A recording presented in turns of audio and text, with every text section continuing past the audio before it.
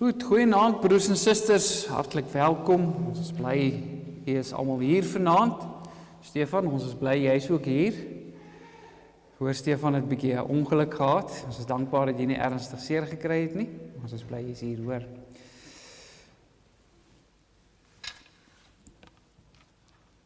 Ons is besig met ons reeks oor die erediens en ons gaan vanaand voort. Ek gaan nou verduidelik waar ons trek, maar voordat ons begin, kom ons verenig in gebed en ek wil vra dat ons vir hierdie gebed almal sal staan asseblief.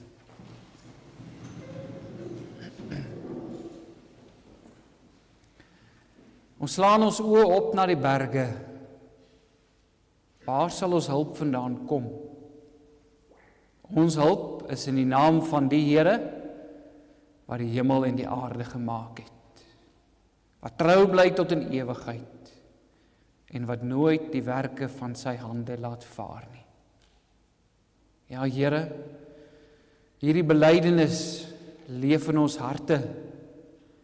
Dit jubel op ons lippe. Dit dring ons, dit dra ons. Dit troos ons. Want U is ook hier vanaand. U roep ons hier bymekaar om almal saam hier voor U troon te kom buig. Dankie Here dat ons ook hierdie geleentheid kan gebruik in hierdie week met hierdie Pinksterreeks om ook tot groter waardering te kom van die erediens en van U gemeenskapsbeoefening met ons, U omgang met ons, U verbondsomgang met ons, waar ons as U verbondsvolk met U gemeenskap kan beoefen as die verbondsgod. Wil U gee dat ons ook opgebou sal word deur vanaand se oordenking en se nadenke en wil U ons versterk deur U Gees sodat ons verstand ook verhelder sal wees om U woord te begryp in Jesus se naam. Amen. Jy kan maar so staan. Ons gaan weer sing. Gesang 190. Ons gaan dit saam sing vanaand. So vanaand kom ons by die toewydingsoffer of die brandoffer gedeelte van die erediens en daarom sing ons ook liedere wat pas by die toewyding vanaand. Gesang 190, ons kniel hier aan U voete neer, terwyl die hemelkore U om U groote liefde eer. Vers 3, buig sondaars, buig gelowig neer voor Hom die lig en lewe. En dan vers 5, tot priesters deur U bloed gewy, is al ons skuld vergewe. U het ons tot konings bevry om tot U eer te lewe. Kom ons sing al 15 verse, gesang 190.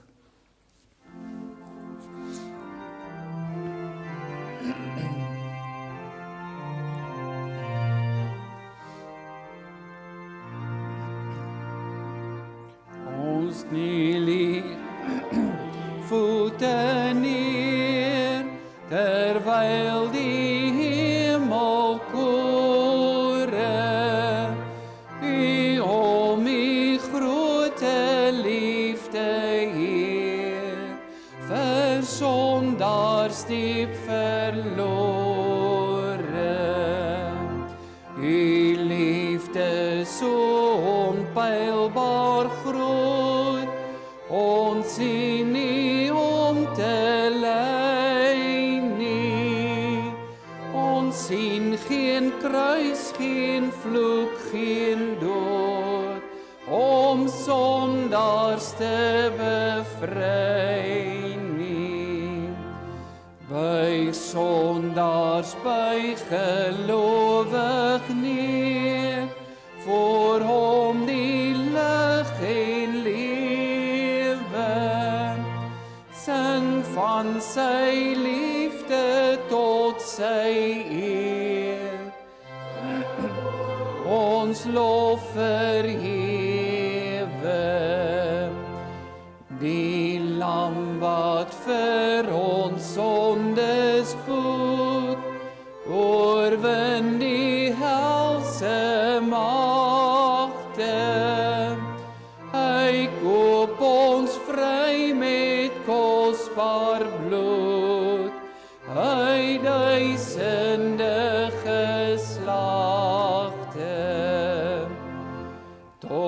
priesters deur U bloed gewy, sal ons skuld vergewe. U het tot konings ons bevry, om tot U eer te lewe.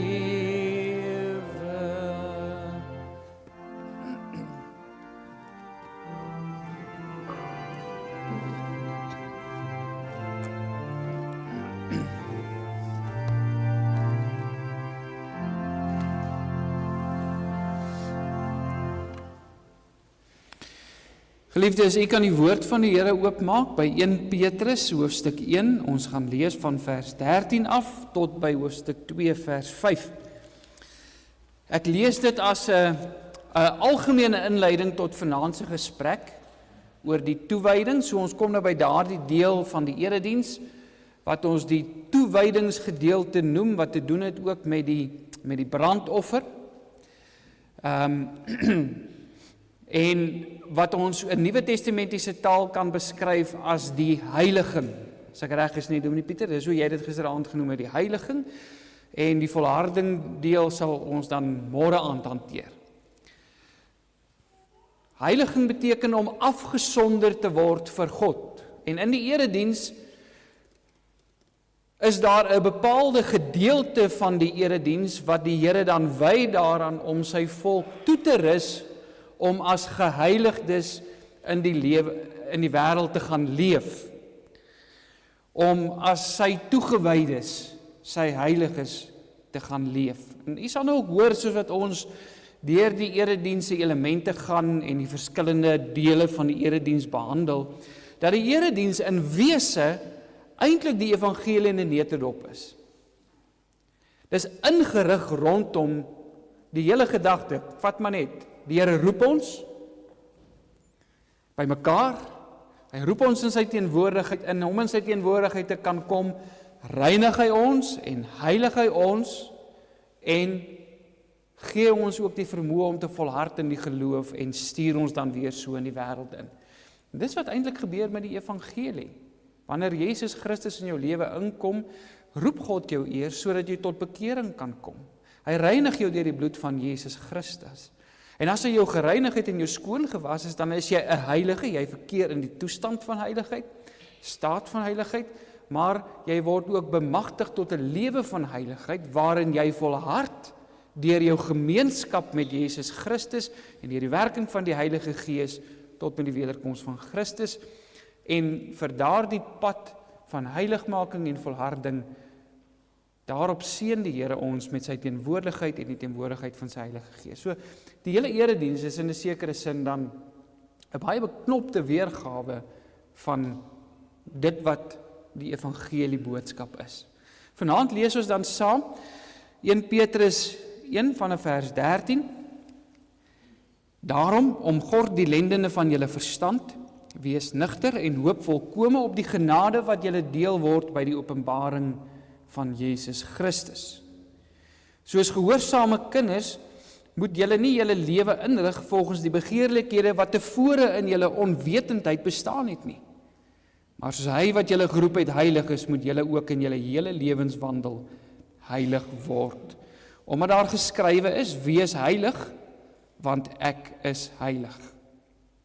En as julle hom as Vader aanroep, wat sonder aanneming van die persoon oordeel volgens elkeen se werk, wandel dan in vrees gedurende die tyd van julle vreemdelingskap, omdat julle weet dat julle nie deur verganklike dinge, silwer of goud losgekoop is uit julle ydelle lewenswandel, wat deur die Vaders oorgelewer is nie, maar deur die kosbare bloed van Christus, soos van 'n lam, sonder gebrek en vlekkeloos, wat wel vooruit geken is voor die grondlegging van die wêreld, maar in hierdie laaste tye geopenbaar is om julle ontwil, julle wat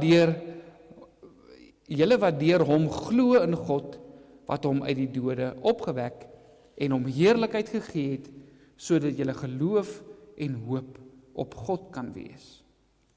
As julle in gehoorsaamheid aan die waarheid julle siele deur die Gees tot ongeveinsde broederliefde gereinig het, moet julle mekaar vurig lief hê uit 'n rein hart, want julle is wedergebore, nie uit verganklike saad nie, maar uit onverganklike deur die lewende woord van God wat tot in ewigheid bly. Want alle vlees is soos gras en al die heerlikheid van die mens soos 'n blom van die gras. Die gras verdor en sy blom val af, maar die woord van die Here bly tot in ewigheid. En dit is die woord wat aan julle verkondig is. Lê dan af alle boosheid, alle bedrog en geveinsdheid en afguns en alle kwaadpratery en verlang sterk soos pasgebore kindertjies na die onvervalste melk van die woord, dat julle daardeur kan opgroei, as julle ten minste gesmaak het dat die Here goedertieren is. Kom na hom toe, die lewende steen, wat deur die mense wel verwerp is, maar by God uitverkore en kosbaar is, en laat julle ook soos lewende stene opbou tot 'n geestelike huis, 'n heilige priesterdom, om geestelike offers te bring wat aan God welgevallig is deur Jesus Christus. Goed, voordat ek nou formeel begin, wil ek 'n paar gedagtes net vir u uitlig weer eens uit hierdie teks uit. Ons staan stil vanaand by die toewydingsgedeelte en die eerste aspek van toewyding is die geloofsbelydenis. En geloofsbelydenis kan ons sê is die toeëiening van die geloofswaarhede van die woord. En ons kry iets daarvan alreeds in vers 13. Daarom omgord die lendene van julle verstand, wees nigter en hoop volkome op die genade wat julle deel word by die openbaring van Jesus Christus. Hoop, vertrou, stel jou vertroue daarin. Wat gebeur met die vryspraak, met die wet en die vryspraak? Die wet kla ons aan, die vryspraak spreek ons vry. En nou stel ons hoop in die genade wat in ons geopenbaar is, nie waar nie. En dan vers 21 ook, julle wat deur hom glo in God, wat hom uit die dode opgewek het. Weereens die gedagte van geloof. Het is belangrik om deur die geloof verbind te word aan hom wat julle uit die dode uit opwek. En dan kom die hele gedeelte ook van die toewyding, die afsondering. Dit is 'n gedagte wat soos 'n goue draad hier deurloop, wees julle dan heilig, soos wat God heilig is. Baie praktiese voorbeelde wat gegee word, maar spesifiek vers 5. En laat julle ook soos lewende stene opbou tot 'n geestelike huis, 'n heilige priesterdom, om geestelike offers te bring wat aan God welgevallig is deur Jesus Christus.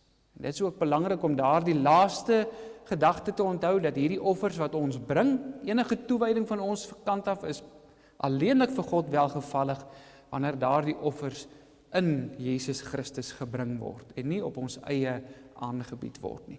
So net so 'n algemene oorsig uit die gedeelte uit, en ek gaan dan breedweg hierby aansluit, en nie spesifiek weer hierheen terugverwys nie. Ek lees dit as inleidend, omdat ek dink dit min of meer die gedagte vasvang van dit wat in hierdie deel van die erediens aan die orde kom.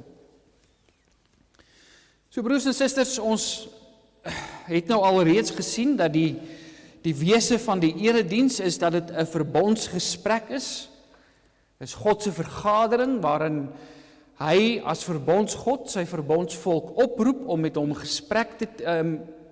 gesprek te tree, en hy oefen met hulle gemeenskap. Sy gemeenskap kom na vore in hierdie gesprekvoering. Nou, ek gaan nie alles weer herhaal nie. Jy het nou al mooi die definisie wat Dominee Pieter vir ons aan die begin gegee het. Daardie definisie geld steeds en ons werk steeds van daardie definisie uit.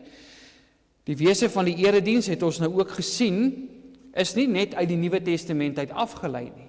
U sou hoor dat ek en Dominee Pieter baie moeite doen nog die hele week om vir u te wys dat die wortels baie verder teruggaan. Dat dit in die Ou Testamentiese offerstelsel eintlik is waarin ons die grondbeginsels vir ons erediens vandag kry.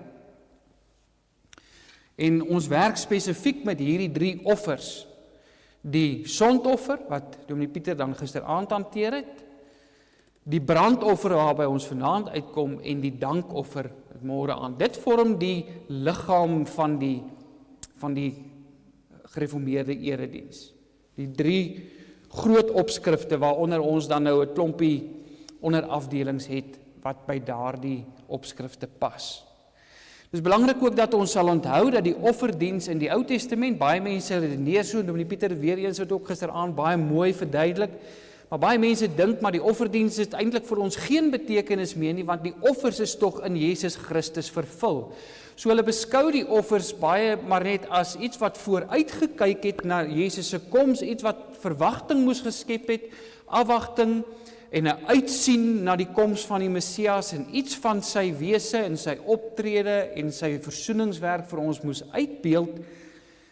Maar nou dat hy gekom het en dit kom vervul het waarheen die offers gewys het, nou sê mense dit eintlik vir ons geen betekenis nie. So jy kry eintlik baie ouens wat dan ook as hulle die Bybel lees, hulle slaan sommer daardie dele oor en sê dit is nie meer vir ons waardevol nie. Ons sê nee, dit het juis vir ons nog steeds waarde.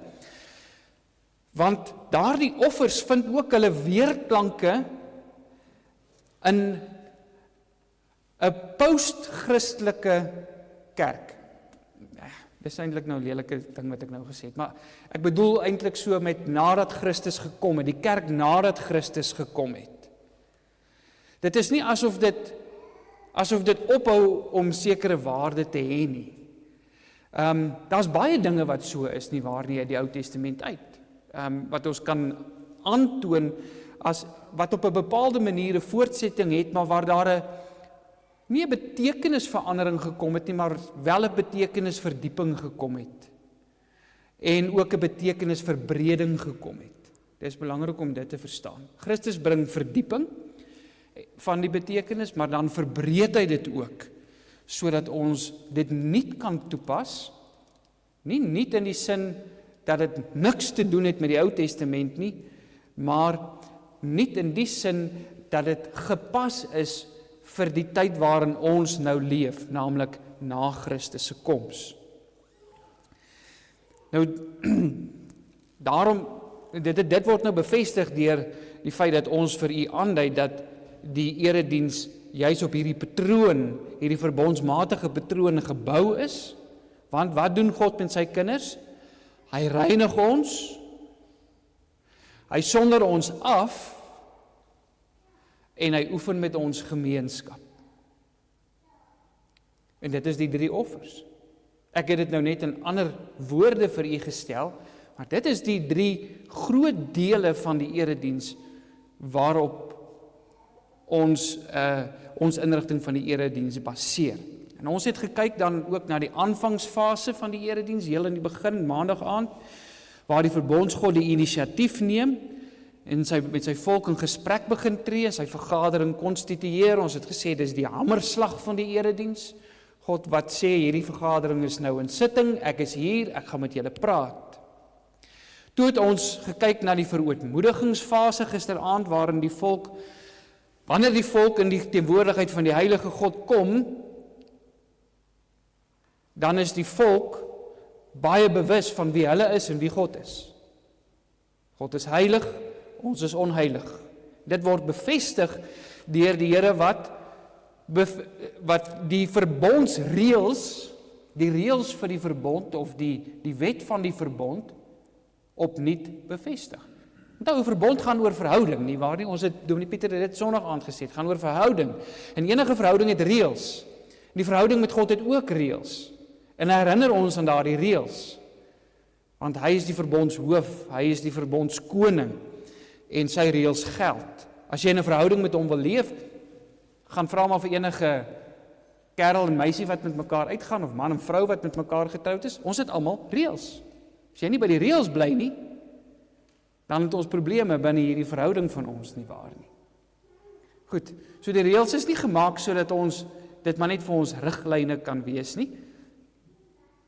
Wat gaan jy doen as jou man by die huis kom en sê, hy het 'n ander vrou gesoen, en jy sê vir hom, maar jy kan nie dit doen nie, dit werk nie so in die huwelik nie, en hy sê vir jou, maar dis mos maar net 'n riglyn. Dis nie 'n vaste reël vir ons nie. Jy gaan hom sê, dit werk nie so nie, dis 'n vaste reël. Jy gaan dit nie oortree nie, en so werk dit ook in die verhouding wat die Here met sy volk het. En 'n interessante ding wat ek nou nogal raak gelees in een van die boeke wat ek en Dominee Pieter nou gebruik, bietjie vir voorbereiding, is dat ons het nou die patroon dat in die versoeningsdeel van die erediens ons eers die wet het, dan die vryspraak en daarna die wet, dan die skuldbelydenis, dan die vryspraak. En so ons het die patroon van God praat ons antwoord die hele tyd, maar dit begin met die wet. Terwyl die skrywer van die boek waaruit ons lees, hy maak nogal 'n punt uit en sê, daar's 'n saak uit te maak om met die vryspraak te begin. En nie met die wet nie. Om eerste die vryspraak aan te kondig. Sê die wet is in die gees van vryspraak geskryf. Dink daaraan. Ek is die Here jou God, wat jou uit Egipte land uitgelei het. Die Here gee nie die wet in Egipte nog voordat die volk uitgelei is nie, en sê julle moet dit doen, dan sal ek julle red nie. Hy red hulle eers. Hy maak hulle eers vry, en dan gee hy vir hulle die wet. So is nogal iets interessant, dis iets wat ek voorheen nie so aan gedink het nie, maar ek dink dit is nogal dit sal 'n interessante nuwe orde wees, om miskien 'n bietjie toe te pas, ten minste van tyd tot tyd. So dit is dan die verootmoedigingsfase. En dit bevestig die belangrike gedagte dat gemeenskap met die verbondsgod nooit sonder die sondoffer of die versoening van die volmaakte offerlam kan gebeur nie. En dis hoekom ons ook daardie deel meestal eerste in ons erediens het.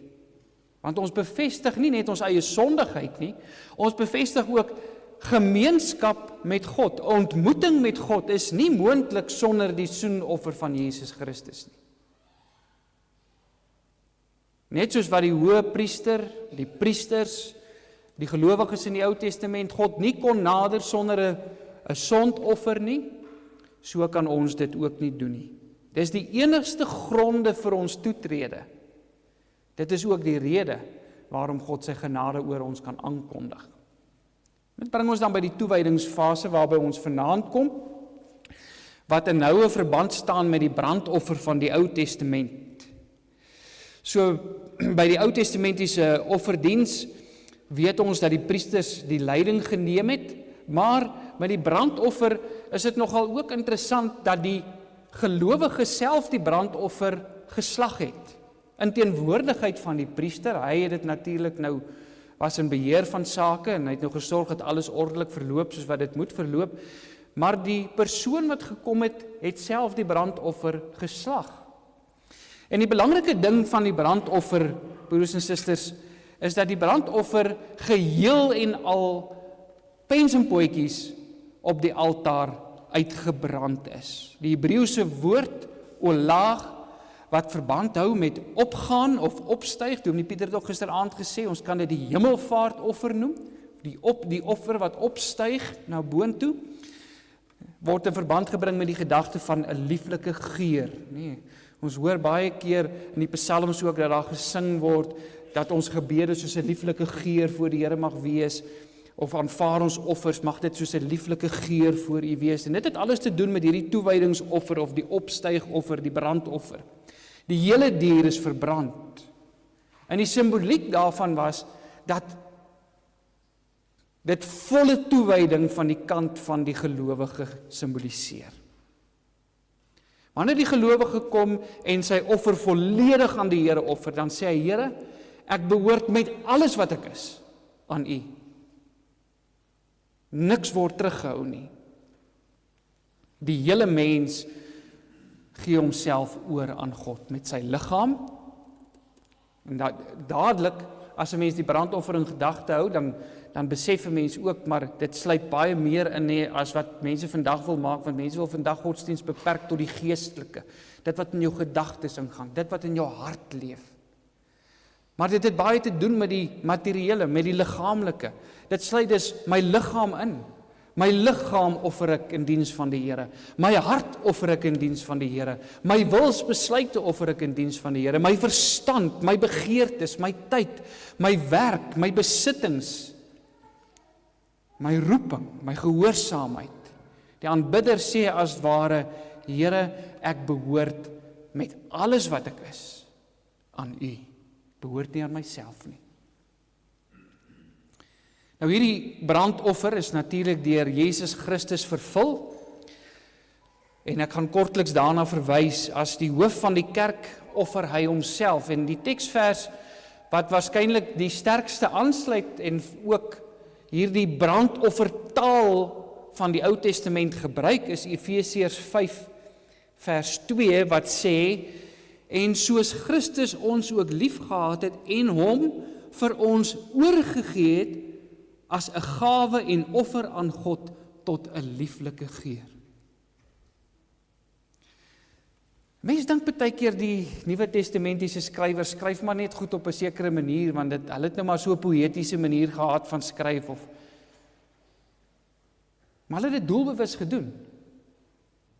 Die Gees het hulle gelei om doelbewus aan te sluit juis by hierdie Ou Testamentiese gebruik, want onthou, wanneer die gelowiges veral uit die Joodse agtergrond uit hierdie woorde gehoor het, sou hulle dadelik die kloutjie by die oor gebring het. Dit was taal wat nie vir hulle vreemd was nie. Hulle sou dit verstaan het. Christus het sy hele lewe van volkome toewyding vir ons kom gee. Hy het homself gegee. Hy het homself ontledig, sê Filippense.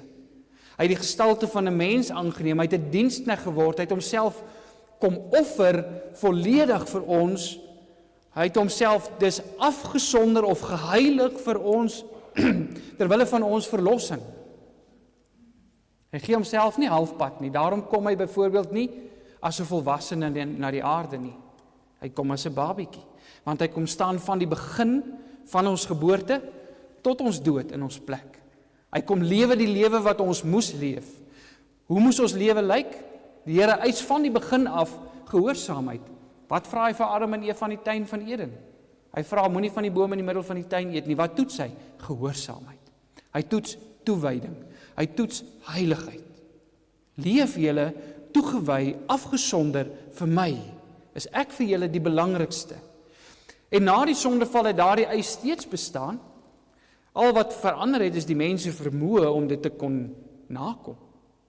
Om daaraan te kon voldoen.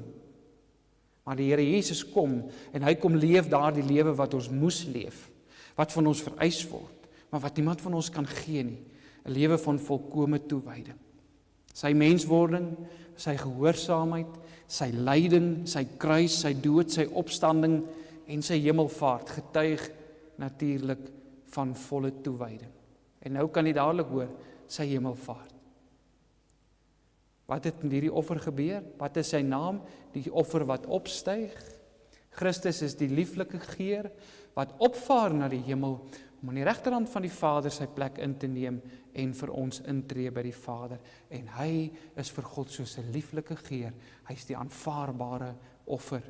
En daarom is al ons offers, soos ons ook vanaand hier in vers 5 saam gelees het, in Jesus Christus vir God welgevallig. Nou, wat is die kerk? Die kerk is die liggaam van Christus. En as die hoof van die liggaam homself volledig gegee het, wat doen die liggaam dan? Omdat hulle verbind is aan die hoof, omdat hulle een is met die hoof, daarom verwag jy ook volkome oorgawe en volkome toewyding van die liggaam. Die hoof, die kop gaan nie een ding doen en die lyf iets anderster nie. Die lyf gaan dieselfde doen as die kop. Die verskil is wel dat ons nie volkome toewy aan God terwille van ons daarvan om verlos te word. Die Christus het homself toegewy aan ons sodat ons met die oog op ons verlossing en ons redding en om God die Vader tevrede te stel. Maar ons toewyding is verbondsmatig en liturgies. As mense liturgies bedoel ons, dis 'n diens wat ons aan God verrig om daardeur te wys ons is reeds verlos. En in hierdie gedagte van toewyding kry ons natuurlik in Romeine 12 vers 1, ook in hierdie hele gedeelte wat ons uit Petrus uit saam gelees het, maar spesifiek die woorde in Romeine 12 vers 1, ek vermaan julle dan broeders by die ontferminge van God, dat julle julle liggame stel as 'n lewende, heilige en aan God welgevallige offer. Dit is julle redelike godsdiens. So net 'n bietjie op die volgorde wat hier is. God se ontferminge kom eerste. Nee? Ek vermaan julle dan broeders by die ontferminge van God. Dis die indikatief, dis die gegewe. God het hom oor julle ontferm in Jesus Christus. Dan volg die aanbidding van die liggaam. Die gelowige word 'n lewende offer. Hierdie offer is vir God welgevallig. En dit is julle geestelike of julle redelike godsdiens. Paulus sê duidelik, stel julle liggame. Nie net jou gees nie, jou liggaam. Jy moet met dit alles, met jou hele wese, is jy toegewy. Jy's 'n brandoffer vir Christus. So die ware betekenis van die offerdiens lê nog altyd in die feit dat die gelowige homself moet offer, nê. Maar die kritiek wat ons kry teenoor die offerdiens in die Ou Testament, die kritiek wat die profete uitspreek, is nie teen die gebruik van die offerdiens nie, of die praktyk daarvan nie, maar wel teen die inhoudloosheid daarvan. So as die Ou Testamentiese profete kritiek lewer, dan sê hulle, maar julle verstaan nie die ware beteken, julle bring hierdie uiterlike offers, maar dis maar net 'n simbool. Julle lewens wat 'n offer moet wees, is nie die offer wat dit behoort te wees nie. So die profete het ons al reeds in die rigting begin begelei van wat dit beteken om waarlike offer aan die Here te bring. En as 'n mens dan kom by die uitstorting van die Heilige Gees in Handelinge 2, ons praat nou die hele tyd oor die erediens, en jy sal dalk wonder, maar goed, waar kom die Heilige Gees in? Want dit Pinkster gaan tog ook oor die werking van die Heilige Gees. Dan is dit juis by hierdie deel van die erediens waar die Heilige Gees 'n geweldige belangrike rol speel. Wat gebeur met die uitstorting van die Heilige Gees in Handelinge 2? God daal neer in die vorm van vuur. Hy neem sy woonplek en sy kinders in, sodat hulle nou lewende tempels word, en dis lewende offers vir God. Jy kan dit nie uit jouself uit word nie, as die Gees nie in jou werk nie, as die Gees jou nie verander nie, as die Gees jou nie nuut maak nie, gaan jy jouself nie aan God wil wy nie. En daarom is die uitstorting van die Gees so belangrik. En hoor jy weer eens in die Nuwe Testament, as Paulus sê, julle liggame is tempels van God. Hoor die Ou Testamentiese beeldspraak wat hy weer eens gebruik en toepas op ons lewens. So hierdie goed is verbind aan mekaar. Die Nuwe Testamentiese taal bevestig ons toewyding. Ons word opgeroep tot toewyding op meer as een plek, nie net die gedeelte wat ons vanaand saam gelees het nie, maar die kerk word genoem 'n geestelike huis, gelowiges word genoem, soos hier in 1 Petrus 2 vers 5, 'n koninklike priesterdom. Twee ampte wat hier saam genoem word, 'n koninklike priesterdom, wat heers oor die sonde, en omdat jy kan heers soos 'n koning oor die sonde, daarom is jy ook priester, volkome toegewy in die diens van die Here, want dit was die werk van die priesters, om toegewy te wees in die diens van die Here. Daar word geestelike offers vereis van die gelowiges in die Nuwe Testament. Dit word op baie plekke genoem, word in verskillende name genoem, iets soos die vrug van die Gees byvoorbeeld. Christelike liefde en vrygewigheid, goeie werke, word as offers die heeltyd gestel. So die Here sê, dis die offers wat ek nou wil hê. Dis wat ek soek. Lof, om die Here te loof en te prys. Die lewe van gelowiges moet 'n lieflike geur wees. Onthou jy wat Paulus wat skryf en sê, dat gelowiges soos 'n brief is, wat geskryf is, en wat soos 'n lieflike geur is, wat hulle in die wêreld moet gee. Weereens die verband met die brandoffer, wat soos 'n lieflike geur voor God moet wees. En hierdie gedagte van volle toewyding word natuurlik ook deur ons belydenisskrifte bevestig, en ek gaan maar net een plekkie noem, daar's baie, maar Heidelbergse Katekismus, Sondag 12, vraag en antwoord 32, maar waarom word jy 'n Christen genoem? Antwoord, omdat ek deur die geloof 'n lid van Christus is, en daardeur deel het aan sy salwing, sodat ek sy naam bely, myself as 'n lewende dankoffer aan hom toewy, en met 'n vrye en goeie gewete in hierdie lewe teen die sonde en die duiwel stry. en hierna in ewigheid met hom oor alle skepsele regeer. So daardie middelste gedeelte nie, dat ek myself as 'n lewende dankoffer aan hom toewy en met 'n vrye en goeie gewete in hierdie lewe teen die sonde en die duiwel stry. Dis wat toewyding is. Dis wat heiligheid beteken, om afgesonder te wees vir die Here. Nou hoekom hierdie aspekte dan nou in die erediens na vore? So die gesprek in die erediens het nou tot hiertoe soos volg verloop. God het begin met die fotum en die seëngroet. Hy het eers gepraat, die eerste woord gespreek, gesê hy is hier en sy seën oor ons uitgespreek. Daarop het sy volk gereageer met 'n loflied of met 'n aanbiddingslied, waarna God sy wet vir hierdie verbondsverhouding, sy reëls vir die verbondsverhouding aangekondig het. Ons bely ons sondigheid en ons afhanklikheid met die skuldbelydenis, waarna die Here ook ons vryspreek en ons opnuut vermaan om in sy weë te wandel. So wie volgende moet spreek is natuurlik nou die volk. Die Here het nou gespreek. Nou kom ons by die volgende fase van die erediens, die toewydingsfase. Waarmee begin die toewydingsfase? Dit begin met die geloofsbelydenis.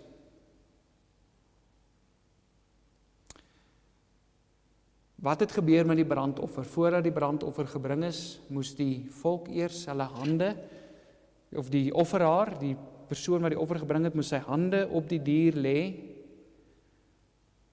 om sy verbintenis met hierdie dier uit te druk en te sê, hierdie dier staan in my plek.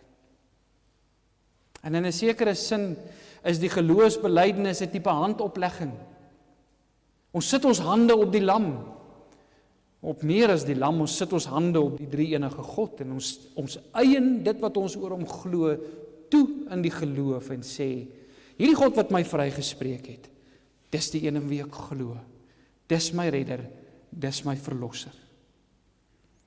Nou, geloofsbelydnisse in die Nuwe Testament, ons kry die begin daarvan in die Nuwe Testament op baie plekke. Daar is sekere vaste uitdrukkings. Byvoorbeeld, Jesus is die Here, is een van die oudste forme van 'n geloofsbelydnis wat in die kerk gebruik is, en jy sal dit op baie plekke in die Nuwe Testament kry, daardie frase, Jesus is die Here. Dit word nie net teologies gebruik nie, dit word ook gebruik as 'n belydenis. Die oudste waarskynlik is Matteus 16 vers 16, waar die Here vra, maar wie sê julle is ek? En Petrus dan antwoord en sê, U is die Christus, die Seun van die lewende God.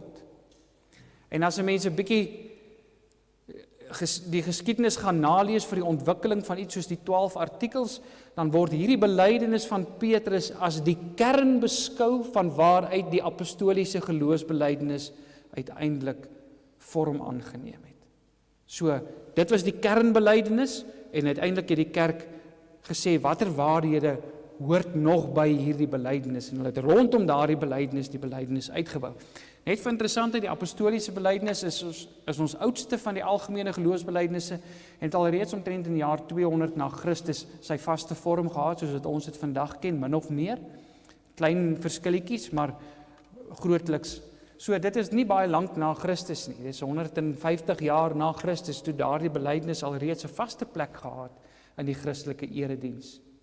Maar dink ook aan ander uitsprake wat ons in die Nuwe Testament kry. Dink aan iets soos 1 Korintiërs 15 vers 3 tot 5 wat sê Christus het gesterf, hy is begrawe, hy is opgewek en hy het verskyn.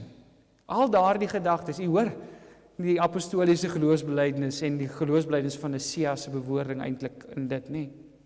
So, ons kan enige een van hierdie 3 algemene geloofsbelydnisse, die geloofsbelydenis van Nicea, die geloofsbelydenis van Athanasius en die 12 artikels of die apostoliese geloofsbelydenis kan ons dan gebruik. Hoe kies ons wat ons gebruik?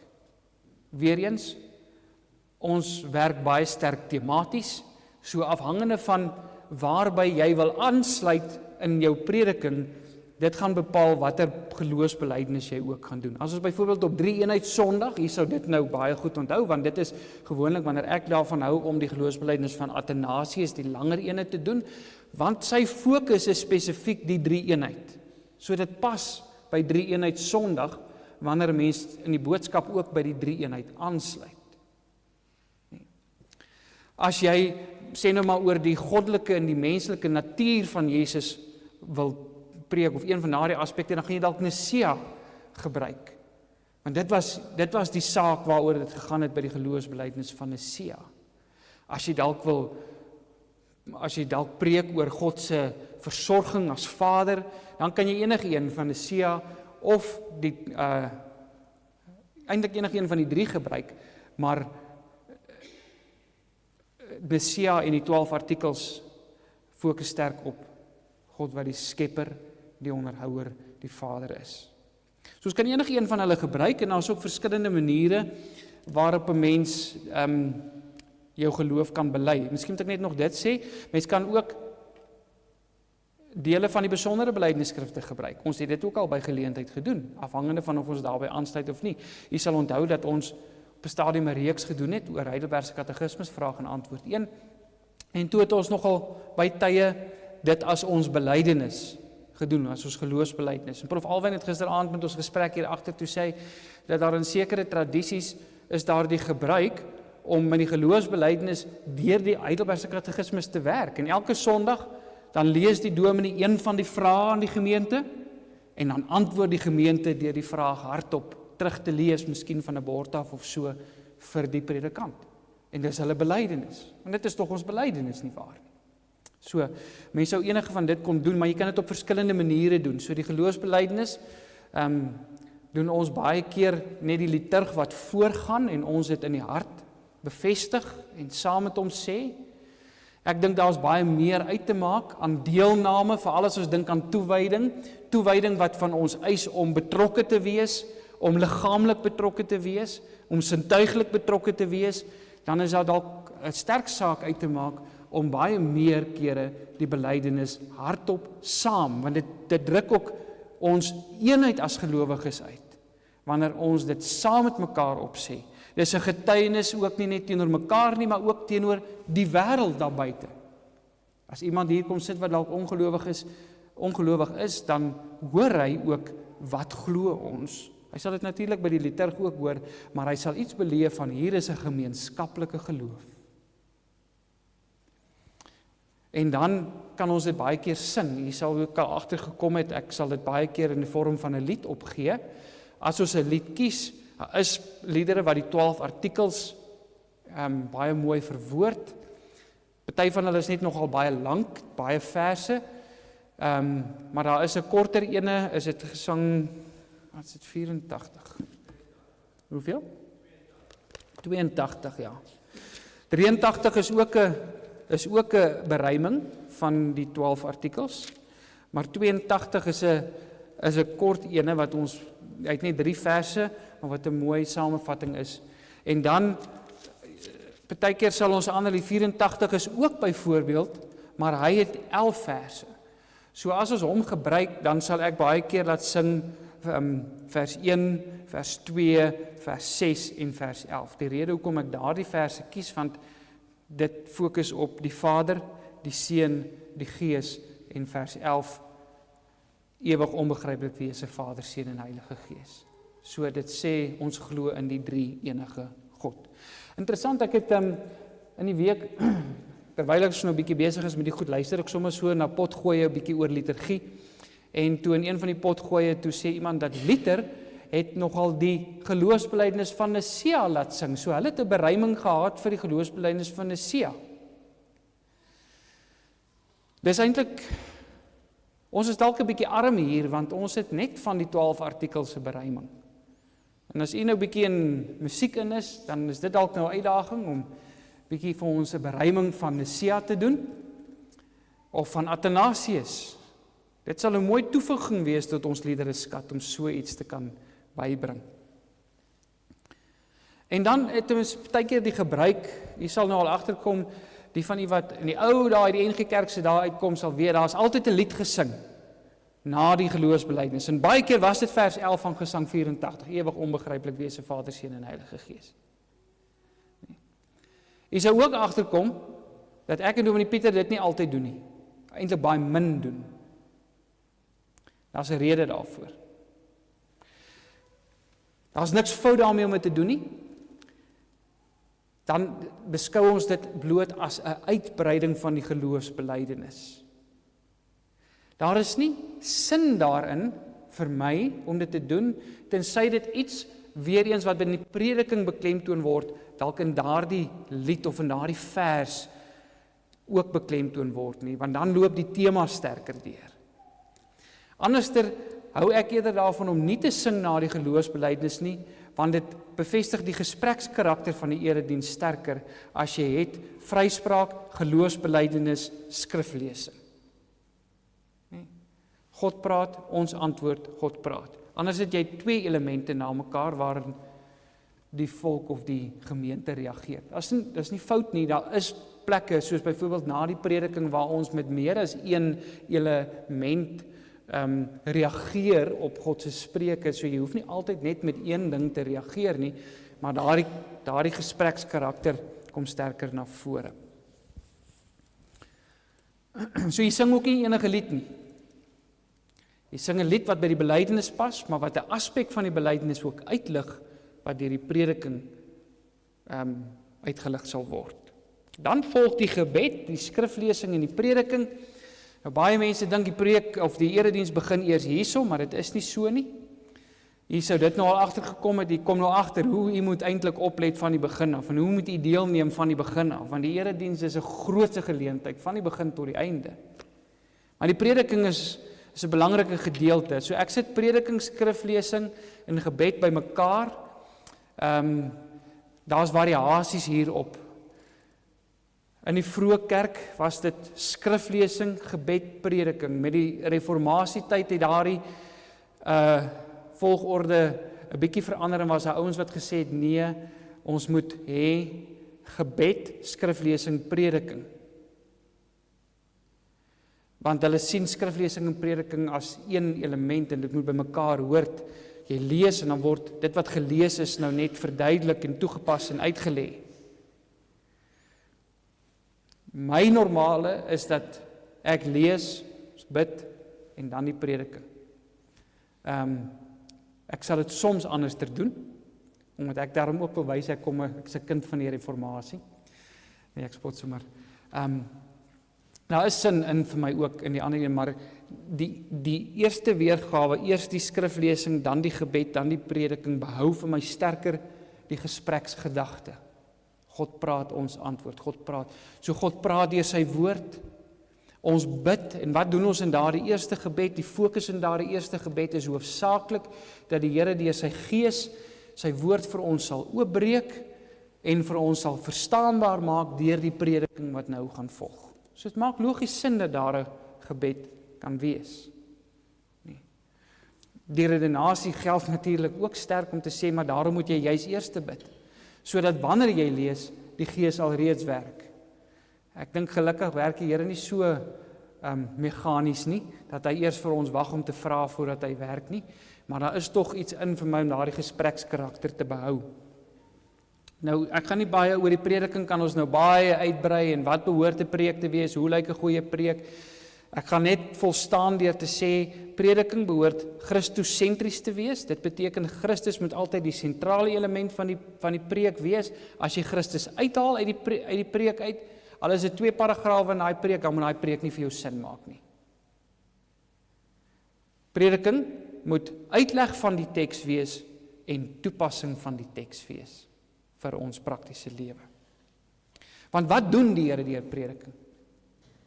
Deur die spreek van sy woord. Hy's besig om ons te heilig. Hy's besig om ons soos lewende stene op te bou. Hy's besig om ons toe te rus sodat ons as heiliges in hierdie wêreld kan gaan leef, as mense wat aan hom toegewy is en wat vir hom afgesonder is. En dan, as ons klaar gelees het, dan eindig ons ook weer met gebed, en daardie gebed word ook as 'n tipe priesterlike offer gesien. Offer van toewyding, en deur ons gebed, die liturg gaan voor. Daardie gebed kan ook op verskillende maniere gedoen word in die erediens. Die dominee kan as liturg die gemeente voorgaan en namens die gemeente bid. Ons kan same gebed sing. Ons het so 'n paar sonnae terug het ek Gesang 105 laat sing as 'n gebed en gesê dis ons antwoord en ons gebed. So ek het sommer daardie elemente gekombineer. Maar die 2 gebede, dis belangrik dat daardie 2 gebede wat ons bid voor en na die tyd, ten minste tesame, al die elemente van 'n gebed bevat. Lofprysing, aanbidding, skuldbelydenis, voorbidding vir die wêreld, vir die staat, vir die kerk, vir die werk van die kerk, vir ons gemeente, vir ons aksies. Nee, want die Here sê bid vir alle mense. So al daardie elemente en behoort eintlik deel te wees van die 2 gebede wat ons dan kry. Dit is belangrik om ook in die gebede aan te sluit, veral in die tweede gebed, by die prediking. En nie verder te preek nie, party dominees doen dit, hulle preek net verder in die gebed, want hulle het nog 'n klomp goed gehad wat hulle wou sê, en soos hulle tyd om, nou gebruik hulle maar die gebed om verder te preek, maar jou gebed is 'n reaksie, jy reageer op wat God gesê het. Daarom hoef die gebede nie so lank en uitgebrei te wees nie, veral nie die eerste een nie, die eerste een behoort 'n korter gebed te wees. Dan antwoord is natuurlik deur gesang, deur die lied wat ons saam sing, daardie lied sluit ook aan by die prediking, dis ons reaksie, nê? Ek wil nog net gesê het oor die gebed, mense sou wel in die erediens ook kon doen wat ons baie keer met Pinkster doen. In plaas van om te sing, of in plaas daarvan dat die dominee voorgaan, kan die dominee sê, ek gee nou geleentheid, is hier iemand wat wil bid? Om te bid. Sou dit kon doen. So iemand bid dan ook namens die gemeente. Net soos wat die liturg voorgaan, so kan, want die liturg kan staan eintlik maar in die banke by die gemeente as hy bid. Dis eintlik wat hy doen. Hy sit sy hoed op as 'n gemeentelid. So ons kan dit vra. Ons doen dit nie, baie nie, nog min gedoen. En dis sinvol om wel vooraf met iemand maar te reël ook om ten minste gereed te wees om voor te gaan, maar daar is tog baie keer geleentheid om 'n bietjie spontaan te kan bid. Enige een kan dan voorgaan.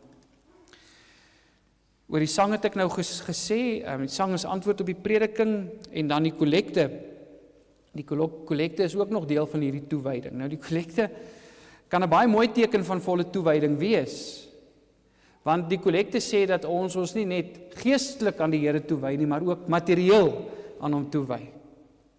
Dit sê iets van die brandoffer, dit sê iets van dat ek nie net met my gees nie, maar ook met my liggaam, met my werk, met my goed, met my tyd, met my talente wat maak dat ek hierdie geld in my hand kan hê, hierdie gawe na die Here se huis toe kan bring en sê, Here, ek wy my ook met hierdie deel wat U aan my toevertrou het, wy ek myself aan U toe.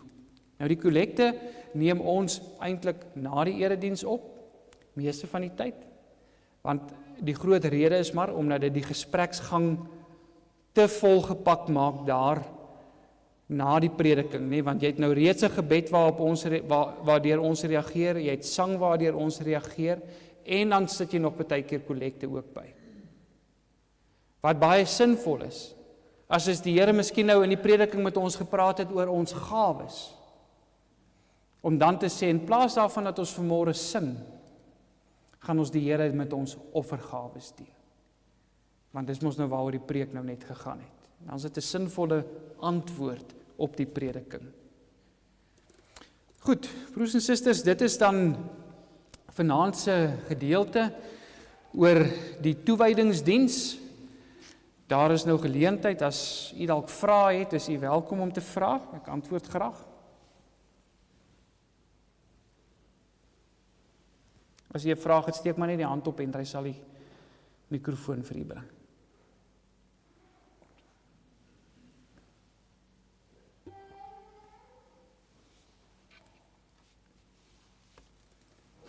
Goed, lyk nie vir my daar's vrae vanaand nie. Bid ons nie meer gereeld hardop nie. Sê net weer, hoekom? Hoekom bid ons nie meer gereeld dat die gemeente hardop bid nie? Bedoel jy soos om die Onse Vader byvoorbeeld saam op te sê? Nee, soos wat gewoonlik die gebruik is met Pinkster, dat iemand opstaan en bid. Wel, dit is maar baie, daar's nie 'n prinsipiële of 'n beginselprobleem daarmee nie. Dit gaan ook maar net daaroor dat 'n mens nie wil hê dat 'n erediens onordelik moet raak nie. Nie dat dit sal onordelik raak as gemeentelede begin bid nie, maar Daar begin soms 'n ongemak ontstaan as die dominee nou ewe skielik sê, ons gee nou geleentheid vir gebed en nou, wie gaan nou bid en kyk en so, as 'n mens nie dit begin deel maak van ons liturgie nie, op 'n meer gereelde basis, dat die gemeente ook gewoond is daarin, dan is dit nie altyd wys om dit te doen nie, soos ek sê, tensy jy vooraf reël met iemand, en wat ons wel kan doen is, en dit is ook iets mooi, is om 'n gebed soos die Onse Vader ook nie net te sing nie, maar dit baie keer ook saam op te sê. So ons sing ook baie keer liedere, so ons het eintlik baie van hardop bid as gemeente saam, wanneer ons dit doen deur middel van 'n lied. Dominees benut dit net te min, na my mening. Want daar is iets in om op so 'n manier saam te bid. Jy sal baie keer agterkom in ten minste my liturgie dat een van die gebede is sang, waar ons saam bid. Want dit bevestig en bevorder juis daardie kollektiewe karakter van ons erediens en die deelname daaraan. Dis hoekom dit belangrik is. Chris.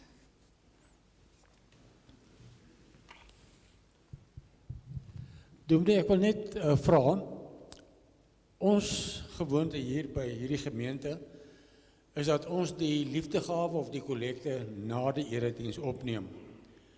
Dominee het wel genoem dat die kollekte eintlik 'n deel van die erediens moet wees.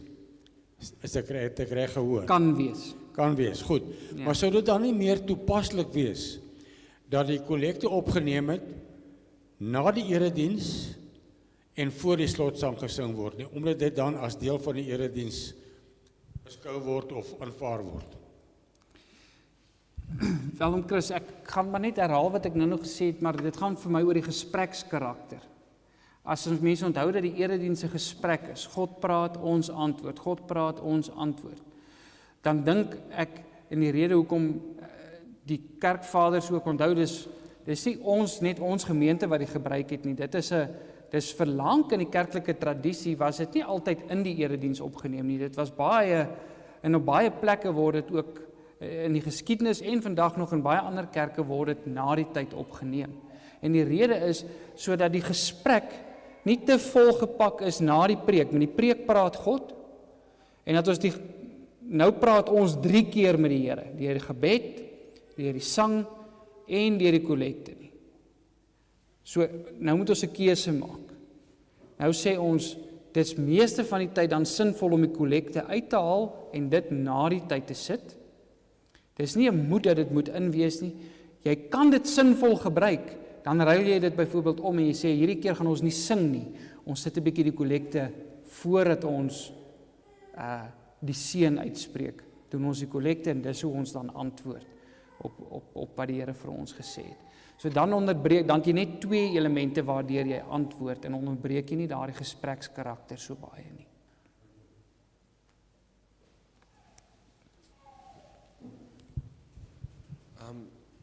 Is hy aan? Ja, hy is aan.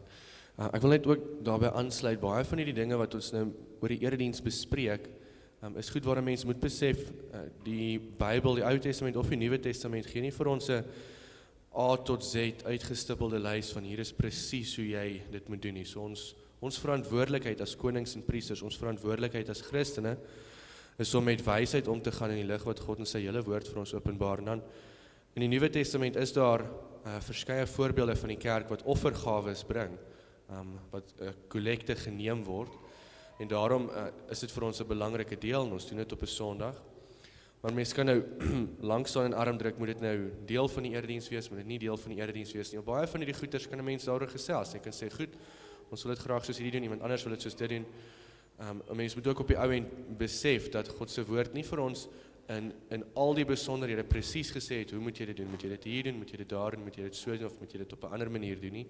En daarom vat ons die breë lyne, die breë beginsels van die woord, en ons maak dit van toepassing op ons erediens, maar ons moet altyd ook bereid wees om met ander mense te kan saamgaan en te weet, daar is ander kerke wat dit anders doen.